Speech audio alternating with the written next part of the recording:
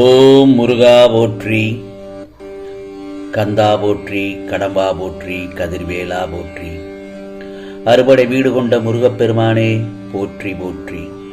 என் செல்ல குழந்தையே, ஓம் சரவணபவ என்று சொல்லி இந்த எண்ணெய் தொடு. மிகப்பெரிய மகிழ்ச்சி ஒன்று காத்திருக்கிறது. நீ இந்த எண்ணெய் தொட்ட நேரத்தில் உனக்கான கஷ்டப்பட்ட காலம் எல்லாம் முடிந்து நீ ராஜயோகத்தில் வாழப் போகிறாய். நீ ஆசைப்பட்ட மாதிரியே உனக்கு வாழ்க்கை கிடைக்கப் போகிறது. எதற்கு உனக்கு இவ்வளவு கவலைகள், இவ்வளவு வருத்தங்கள்? எப்போதுமே கவலையாகவே இருக்கிறாய். அப்படி இருக்க வேண்டாம். இதோ உனக்கான கவலைக்கு தீர்வு சொல்ல இந்த முருகப்பெருமான் உன் அருகே வந்துவிட்டேன். நீ எந்த குழப்பத்தையும் இனி உன் மனதில் ஏற்படுத்திக் கொள்ள வேண்டாம். இதோ நீ எந்த ஒரு வகையான சூழலில் இருந்தாலும் உன்னை நான் வெளியே கொண்டு வந்து விடுவேன். ஏனென்றால் உன் கஷ்டத்திற்கு நானேதானே பெரும் பொறுப்பு. உன்னை நான் திருப்திப்படுத்தி விடுவேன். கூடிய விரைவில் அனைத்தும் சரியாகிவிடும். என் செல்லப்பிள்ளைக்கு இனி நல்ல நேரம்தான். ஓம் சரவணபவ என்று சொல்லி 7, 8, 6 என்ற எண்ணை தொட்டு விடலாய். உனக்கான மிகப்பெரிய மகிழ்ச்சி காத்திருக்கிறது. அந்த நல்ல நேரத்தை சரியாக பயன்படுத்திக் கொள். இனி நடப்பவை அனைத்தும் நல்லதாகத்தான் இருக்கும் என் செல்லமே. நீ உன்னுடைய மனம் எப்போதும் ஓய்வில்லாமல் எதையாவது யோசித்துக் கொண்டே இருக்கிறது. நான் சொல்வது சரிதானே? எதற்காக இத்தனை சுமைகள், சிந்தனைகள் உன் தலையில் ஏற்றிக்கொள்கிறாய்? பிறகு புலம்புகிறாய், எல்லோரும் ஏன் என்னை மட்டும் காயப்படுத்துகிறார்கள் என்று.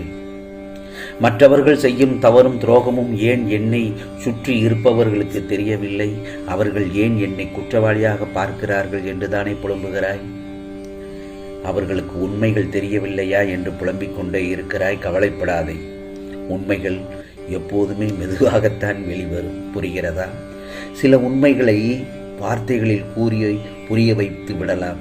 ஆனால் சில உண்மைகளை அனுபவம்தான் கற்றுத்தரும். நான் சொல்வதை புரிந்து கொள். சில உண்மைகளை அனுபவம்தான் கற்றுத்தரும். அதே நேரத்தில் அதேபோல்தான் உண்மைகளை நெடுங்காலம் மறைக்க முடியாது.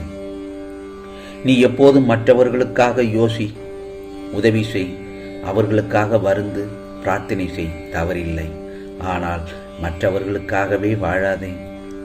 உன் வாழ்க்கையை மட்டும் யோசி. உன் குடும்பத்தையும் நீ நேசி.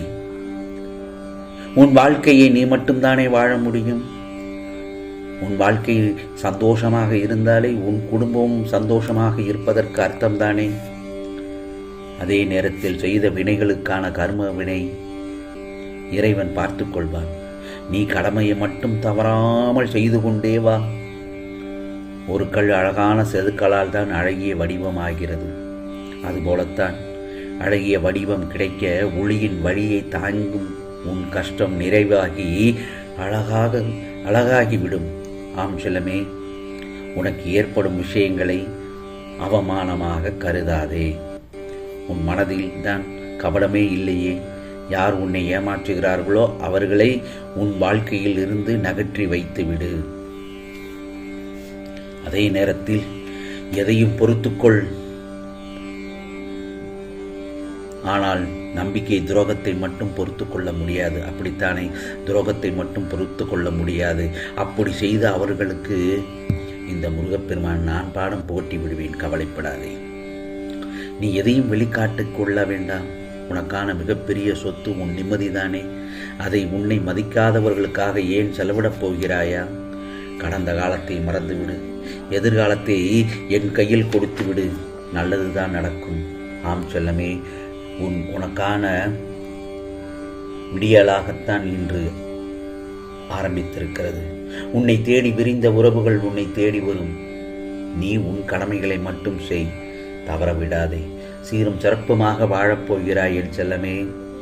வாழ்க்கையில் நீ கடக்கும் தூரம், சந்திக்கும் சூழ்நிலைகள் எல்லாம் இன்னும் நிறைய இருக்கிறது. அப்படி இருக்கும் பட்சத்தில் ஏன் நீ இப்போது இருக்கும் சூழ்நிலையில் இருந்து வெளியே வர மறுக்கிறாய்? உன் வாழ்வில் இன்னும் வியப்பூட்டும் அனுபவங்களும் ஆர்ப்பரிக்கும் சந்தோஷ உணர்வுகளும் நிறைய இருக்கிறது. என் செல்ல பிள்ளையே, நீ அதையெல்லாம் அனுபவிக்க வேண்டாமா? உன்னுடைய வாழ்நாட்களை நீ வேண்டும் என்று சொன்னாலும் வேண்டாம் என்று சொன்னாலும் கழிக்க வேண்டியது நீதான். உன்னுடைய வாழ்நாள் இந்த உலகத்தில் உள்ள மனிதர்களின் வாழ்க்கை யாரும் முன்னதே தீர்மானிக்கப்பட்டதில்லை, ஏற்கனவே எழுதப்பட்டதுதான். நீ எந்த நேரத்திலும் எந்த நொடியிலும் எந்த வார்த்தை பேச வேண்டும் என்பது முதற்கொண்டு உன்னுடைய விதியில்தான் உள்ளது. ஆக அனைத்தும் விதிப்படிதான் நடக்கும். விதியை காரணம் காட்டுவதும் தவறான விஷயம்தான். கஷ்டப்பட்டாலும் விதிதான், மகிழ்ச்சியுடன் இருந்தாலும் விதியே. தெய்வத்தின் கணக்கு நன்மையில்தான் முடியும். ஆம் செல்லமே, கவலைப்படாதே. ஒரு சில மனிதர்களின் சுயரூபத்தை நீ அறிந்து கொள்ள வேண்டும்.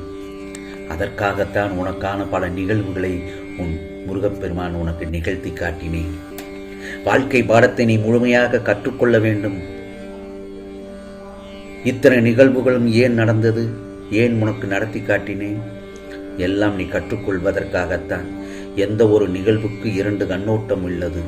மனிதனின் கண்ணோட்டம் வேறு, தெய்வத்தின் கண்ணோட்டம் வேறு. இப்போது நடப்பதெல்லாம் உன்னை பொறுத்தவரை தவறாக இருக்கலாம். ஆனால் என் செல்ல குழந்தையே, 100% சரியாகத்தான் நடக்கிறது. ஏனென்றால் உன் வாழ்க்கையை சரியான பாதையில் கொண்டு செல்கிறேன். எனவே எந்த வித பயமும் இன்றி இப்போது நீ செல்லும் பாதையில் நம்பிக்கையுடனும் தைரியமாகவும் செல். உன் மனம் மகிழ்ச்சியாக வேண்டும் என்பதுதான் தெய்வத்தின் கணக்கு. ஆகவே நீ நினைத்ததெல்லாம் நடக்கும் என் செல்லமே. ஆகவே இந்த முருகப்பெருமான் சொல்வது என்ன தெரியுமா? நல்லதே நினை, நல்லதே செய், பிறகு பார், உனக்கு கிடைப்பதெல்லாம் நல்லதாகத்தான் கிடைக்கும். எதையும் நினைத்து நீ கலங்க தேவையில்லை. நல்ல வாய்ப்புகள் உன்னை தேடி வரும். நல்ல விடியலாகத்தான் அமைந்திருக்கிறது. ஆகவே இந்த முருகப்பெருமான் சொல்வதெல்லாம் என்ன தெரியுமா? நீ ஓம் சரவணபவ, ஓம் சரவணபவ, ஓம் சரவணபவ என்று சொல்லி இந்த எண்ணை தொட்டு விட்டாய் அல்லவா, உனக்கான மிகப்பெரிய மகிழ்ச்சி காத்திருக்கிறது. ஆம், உன் மனதிற்கு மகிழ்ச்சி தரும் சின்ன சின்ன விஷயங்கள் எல்லாம் உன் வாழ்க்கையில் ஆங்காங்கே சிதறி கிடக்கிறது. நீதான் அதையெல்லாம் பார்த்து சந்தோஷப்பட வேண்டும். உன் கண்ணுக்கு தெரியாத எங்கோ கிடக்கின்ற ஏதோ ஒன்றுக்காக நீ கவலைப்படுவதும் கண்ணீர் விடுவதும் சரியில்லை. ஆம் செல்லமே, இந்த நொடி உனக்கு நான் கொடுத்த அழகான சந்தர்ப்பம். அதை மகிழ்ச்சியாக வாழ வேண்டியதை விட்டுவிட்டு நீ இப்படி கவலைப்பட்டு உட்கார்ந்து இருக்கலாமா? சொல். அதற்காக ஒவ்வொரு நாளும் இந்த நாளை சரியாக செய்துவிட்டால் மகிழ்ச்சியாக மாறிவிடும். ஆம் செல்லமே, உனக்கானது மிகப்பெரிய மகிழ்ச்சி காத்திருக்கு என்று சொன்னேன் அல்லவா? நிச்சயமாக அந்த மகிழ்ச்சியை நீ அடைந்து விடுவாய். ஓம் சரவணபவ, ஓம் சரவணபவ, ஓம் சரவணபவ.